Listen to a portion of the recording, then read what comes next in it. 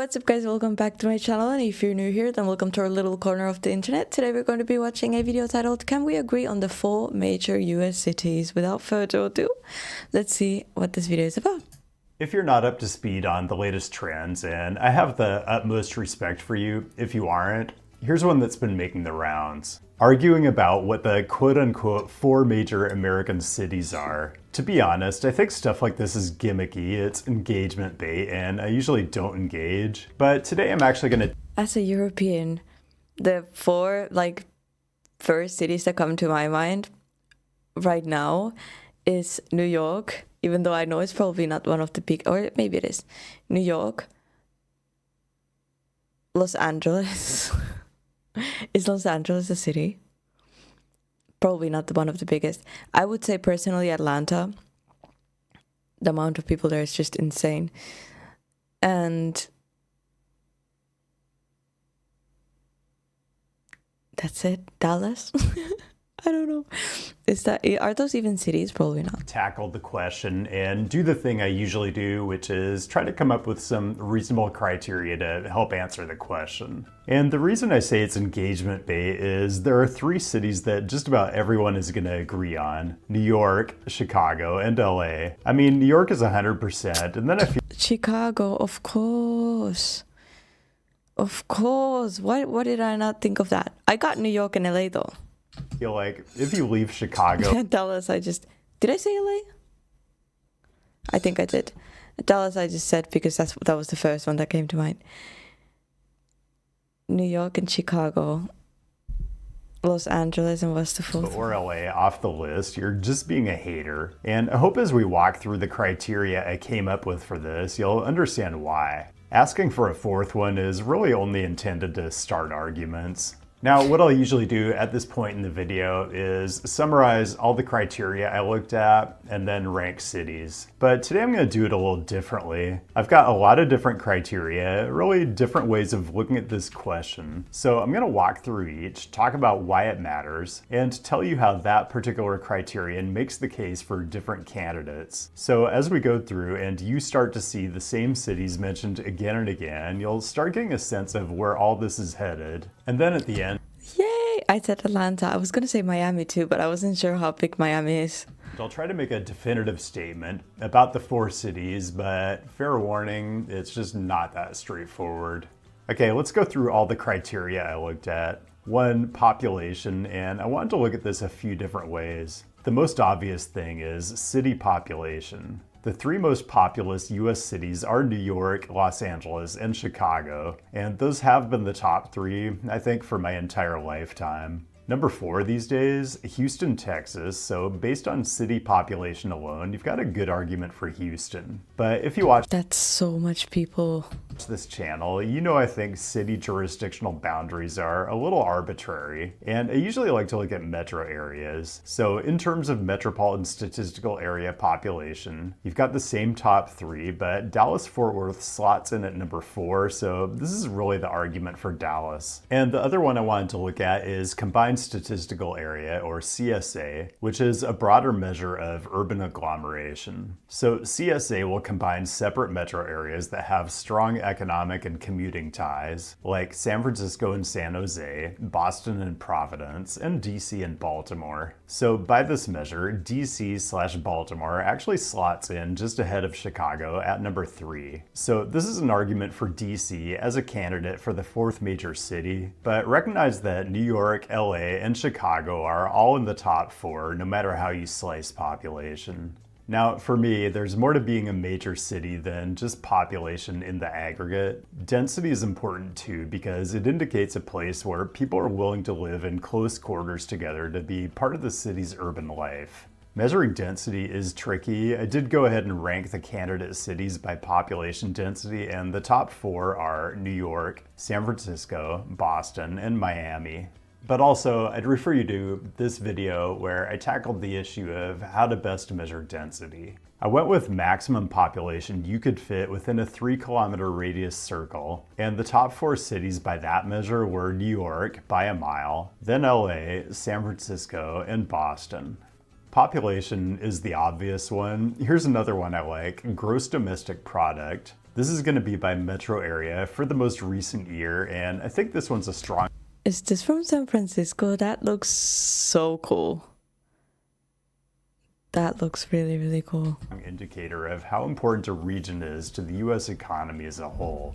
New York, LA, and Chicago all in the top 4, but the number 3 region is the Bay Area, one of just 3 metro areas that do over $1 trillion in GDP annually. So chalk another one up for San Francisco. Another category you might San Francisco looks like from a storybook. It's beautiful. think about is cultural contributions. This is just extremely subjective. I tried doing a video at one point about the cities that have contributed the most to popular music since the beginning of the rock and roll era, and I did the best I could, but it was really impossible to measure objectively. So I'm gonna leave this one out, but I do think you can make the cultural argument for just about any of the candidate cities we're looking at today.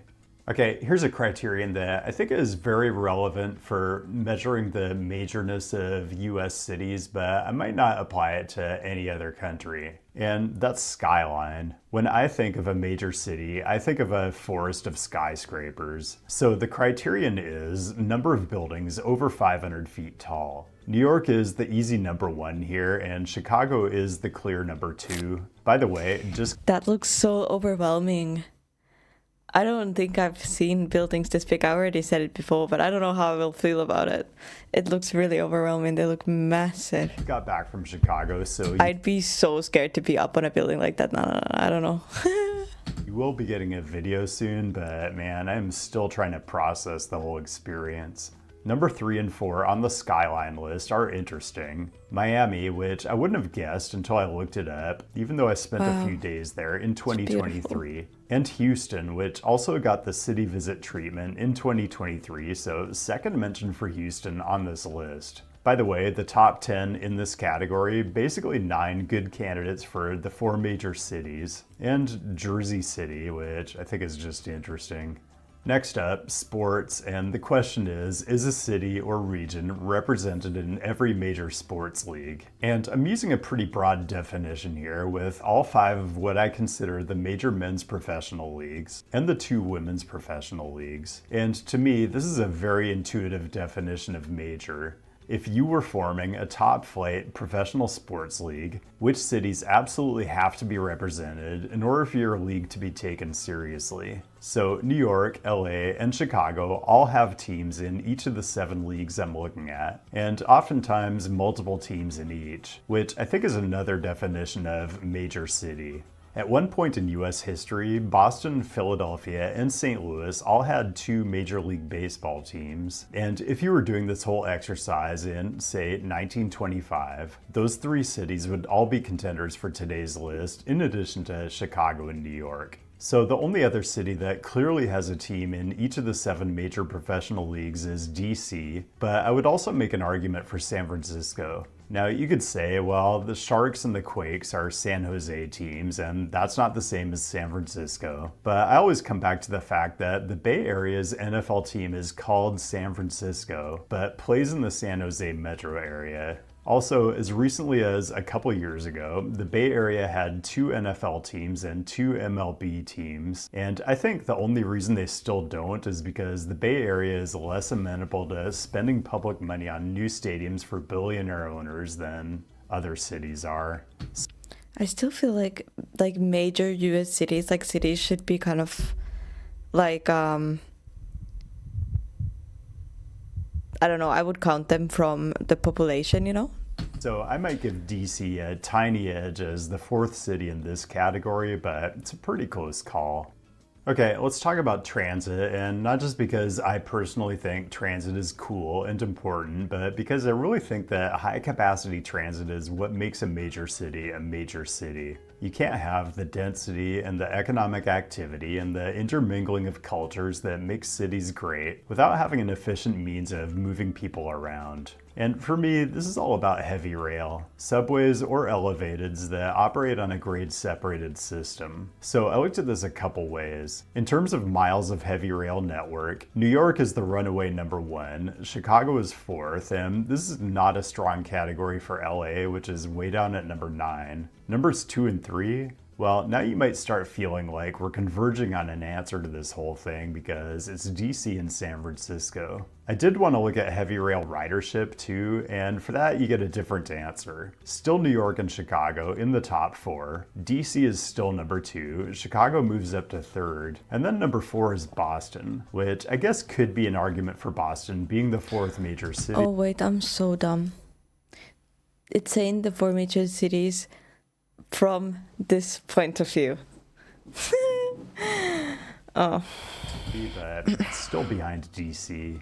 Here's another thing that I think is an indicator of city majorness. If it has... Does New York have buses? It obviously probably does. But do people use buses in New York? I've never seen people use buses in New York. Like, do you usually take the bus? Wouldn't you take the metro? Or, like, how does that work? But do they still have buses? Obviously, they must have, right? Like, how do you get out of the city? I just haven't seen a lot of public buses in America. Multiple useful airports, and I define this as FAA designated large or medium hubs. There are really 5 cities that I would consider as having 3 or more. LA and New York, not Chicago, but the Bay Area has 3, DC has 3. I think you have to count BWI because it actually has Washington in the name, and then Miami. Keep in mind, for each of those, I'm counting 1 airport that's outside the metro area, but inside the CSA, including BWI.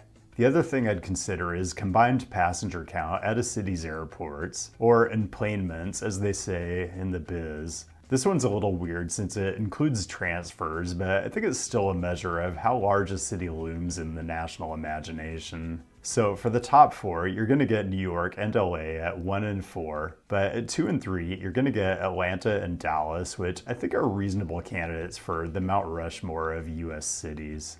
Another thing that I think makes a city a major city, like if you go anywhere else in the world, doesn't have name recognition. For example, when I travel to another part of the globe, I've given up on telling people I'm from Portland, even though that's generally been home base for the last 20 odd years. It just doesn't register. So I tell them Seattle because they've usually heard of it. Although when I was in Australia earlier this year, I told people I was Canadian because I just didn't want to get into it.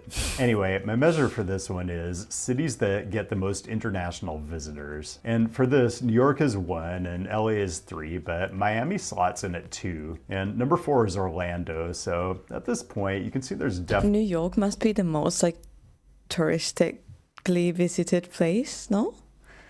I'd guess. If not, like, Hawaii or something. But it would make sense if New York was it, because New York is, like... It's, like, most talked about, I think.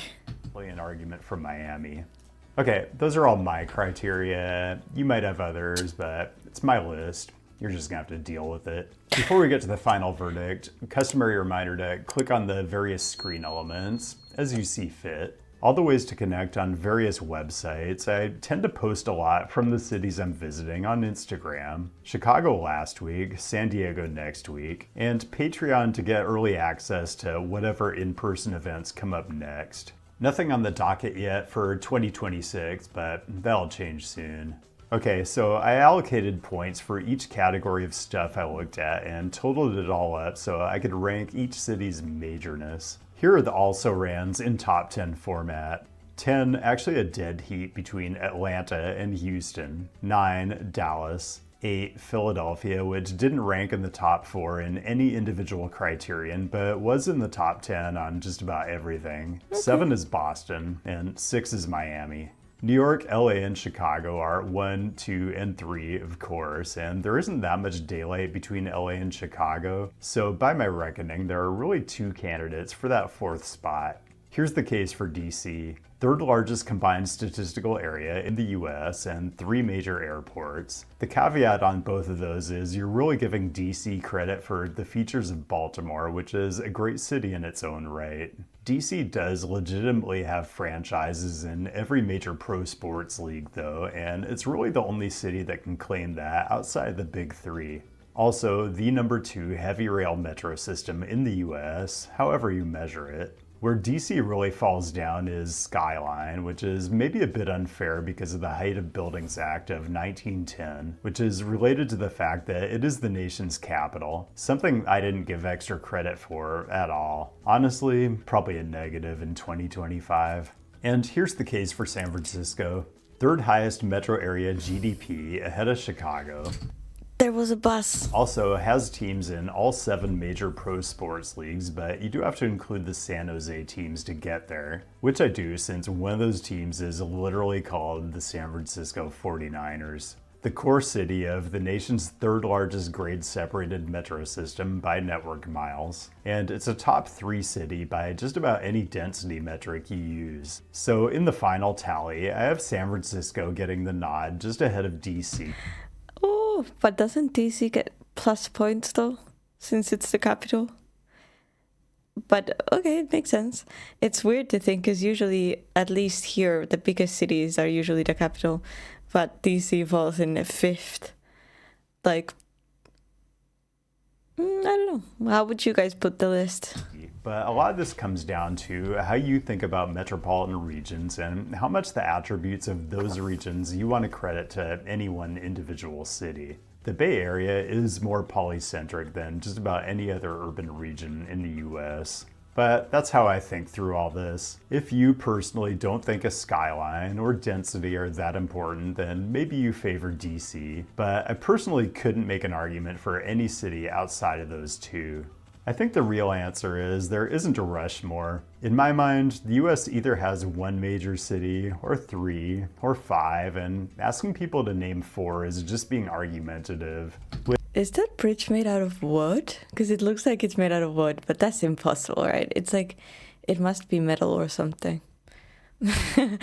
Obviously, it's not made out of wood. It has cement and everything, but it kind of looks like it is. Like, not this part, not the, like, tall part, but I mean, like, these parts here. I would hope not. Or 5, and asking people to name 4 is just being argumentative. Which I guess is how you get clicks, so if you clicked on this video, then congratulations, you're part of the problem. And I didn't dig a whole lot into what puts Chicago and LA a tier above San Francisco and DC, but you will get all kinds of Chicago content in the next video I'm working on. And LA, kind of self-explanatory, but I'll definitely be getting down there again next year. There's no doubt that when it comes to being a dominant global force, one of America's greatest assets has been the soft power that comes from Hollywood and the film industry. But increasingly, it seems that soft power is dissipating, and I definitely got that feeling watching a recent video essay from Lindsay Ellis called "Let's Compare and Contrast Disney's Flop Eras." If you're not familiar with Lindsay's stuff, her voice and her point of view are unique in the best possible way. She's hilarious and insightful, and in charting the rise and fall of Disney through multiple flop eras and resurgences, including the current era of live-action remakes and sequels that seem to be getting worse and worse, you can feel genuine human appreciation for— I liked some of the remakes, like Alice in the Wonderland was really good, but then I haven't even watched the new ones because that's just disappointing. I could talk about this for a long time because Disney was my childhood, and now what are they doing with it? What are they doing? Or what Disney does well. I do love a good video essay that's written and narrated by a human. They seem to be harder and harder to come by these days, but luckily, Lindsay Ellis exists, and Let's Compare and Contrast Disney's Flop Eras is a Nebula original and exclusive to the platform. I increasingly find myself logging onto Nebula first when I'm looking for good human-created on Disney's or much better. The rest of it is just an ad, guys. What would be your 4 major cities? I think he did a good job. I mean, New York is obviously up there, Los Angeles, Chicago. And then, but I'm like, wait, where's the actual list? I'm pretty surprised that Atlanta is all the way down there. Like, I don't know. I feel like Atlanta to me felt so big because I heard of the population and everything. And yeah, would you put it in this order?